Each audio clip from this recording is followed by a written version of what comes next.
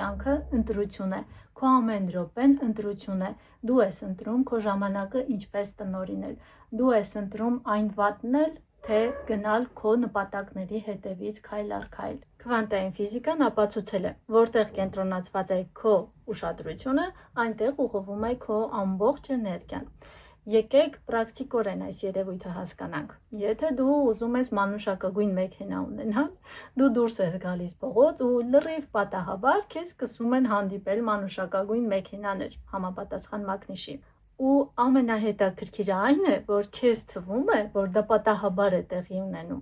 Իսկ ինչ է տեղի ունենում իրականում։ Եկեք բարձրաբանենք։ Իրականում դու հրաման ես տալիս քո ուղեղին կենտրոնանալ այս կամ այն ինֆորմացիայի վրա։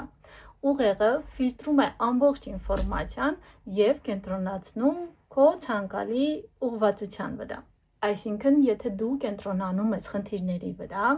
քո ուղեղը այստեղից այնտեղից խնդիրներ է գտնել և ապացուցելու է անընդհատ, որ այո, դու ճիշտ ես, այո, կան բազմաթիվ խնդիրներ։ Սա չի նշանակում, որ իրականությունը փոխվում է քո շուրջը։ Ոչ,